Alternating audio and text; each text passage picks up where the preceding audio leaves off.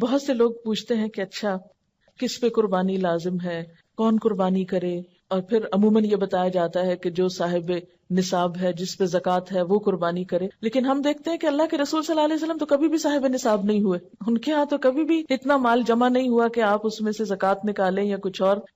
وہ تو جو آتا تھا دے ڈالتے تھے. اور یہاں تک حالت تھی تنگ دستی کی کہ حضرت عائشہ رضی اللہ تعالیٰ عنہا سے روایت ہے کہ جب سے آل محمد مدینہ میں آئے، یعنی آپ صلی اللہ علیہ وسلم کی فیملی جب سے مدینہ میں آئی، کبھی مسلسل 3 رات تک گندم کے آٹے کی روٹی سے سیر نہیں ہوئی، یہاں تک کہ آپ صلی اللہ علیہ وسلم وفات پا گئے. یعنی 3 دن بھی مسلسل روٹی نہیں پکی آپ کے گھر میں تھرو آؤٹ مدنی پیریڈ، پھر بھی آپ قربانیاں کرتے رہے. تو یہ قربانی پھر اصل میں کیا ہے؟ محبت کا اظہار ہے. اس کے لیے ضروری نہیں کہ آپ کے پاس اتنا سونا ہو یا اتنی چاندی ہو یا اتنا بزنس ہو یا اتنا بینک بیلنس ہو. بس آپ دیکھیں کر سکتے ہیں تو کر لیں. ایک قربانی بھی سارے گھر کی طرف سے کافی ہو. محبت کے اظہار کے طور پر اللہ تعالیٰ نے خود جو طریقہ بتایا، کیونکہ آپ یعنی ویسے بھی محبت کے اظہار کے لیے تحفہ دیا جاتا ہے، لیکن جب آپ کو پتا چل جاتا ہے کہ فلاں شخص کو یہ چیز بہت پسند ہے، تو آپ کی پھر کوشش کیا ہوتی ہے کہ میں وہ دوں جو اس کو پسند ہے. اس لیے جب یہ باتیں کی جاتی ہیں نا کہ غریبوں کو روپیہ دے دینا چاہیے اس دن، اور فلاں چیز دے دینی چاہیے، اس پیسے کو فلاں کام میں استعمال کر لینا چاہیے، فلاں سڑک بنوا لینی چاہیے، فلاں پل بنوا لینا چاہیے، سب باتیں اپنی جگہ ہیں. لیکن آج آپ کے محبوب کو پسند ہے کہ آپ ایک جانور قربان کریں.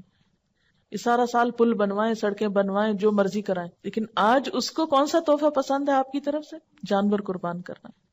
کیوں؟ اس لیے کہ آپ کاغذ کا روپیہ کسی کے ہاتھ میں دیتے ہیں نا تو وہ فیلنگ نہیں آتی. جب آپ ایک اپنے پالے ہوئے جانور کے گلے پہ چھری پھیرتے ہیں، تو جن گھروں میں جانور پالا جاتا ہے نا، ان بچوں کو آپ دیکھیں وہ قریب نہیں جاتے، اس کا گوشت نہیں کھاتے کہ ہمارا پیارا جانور جو ہے وہ قربان ہو گیا. روتے.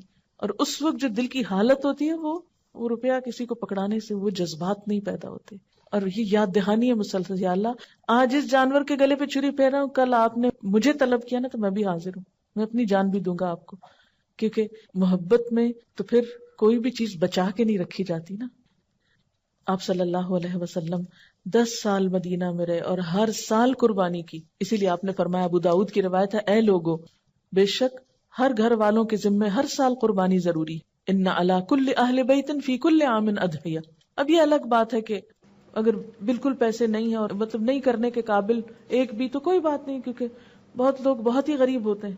قربانی دراصل محبت کے اظہار کی ایک علامت ہے، اور اس کے لیے بہت زیادہ فقہی مسئلوں میں پڑھنا، اس پہ جائز ہے اس پہ ناجائز ہے، یہ کرے یا نہ کرے، وہ کرے یا نہ کرے، بہت کچھ پوچھنے کی ضرورت نہیں. اپنے آپ کو ٹٹولیں، دیکھیں کیا دے سکتے ہیں کیا نہیں دے سکتے، اور کر لیں جو کر سکتے ہیں.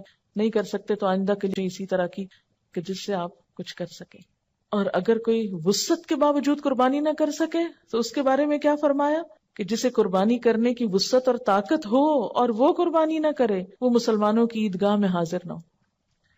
اب یہ ہے کہ بعض حالات واقعی ایسے ہوتے ہیں کہ انسان نہیں کر سکتا، کوئی جان بوجھ کے نہیں ایسے کرتا، ہمت نہیں ہے.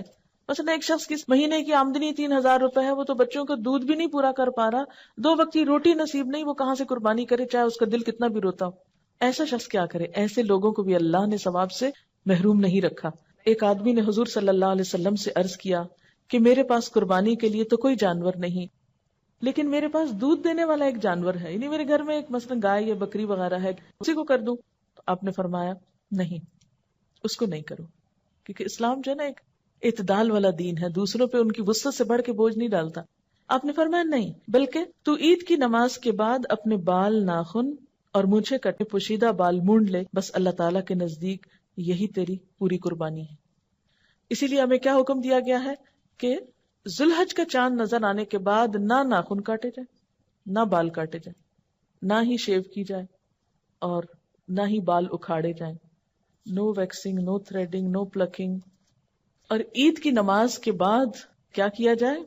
کیونکہ عام طور پر تو کیا ہوتا ہے، عید کی تیاری میں لوگ اپنے آپ کو سنوارتے بناتے ہیں، بچوں کے بال کٹوائے جاتے ہیں، حجامت کروائی جاتی ہے. لیکن اس عید کے موقع پر عید سے پہلے کچھ نہیں کرنا.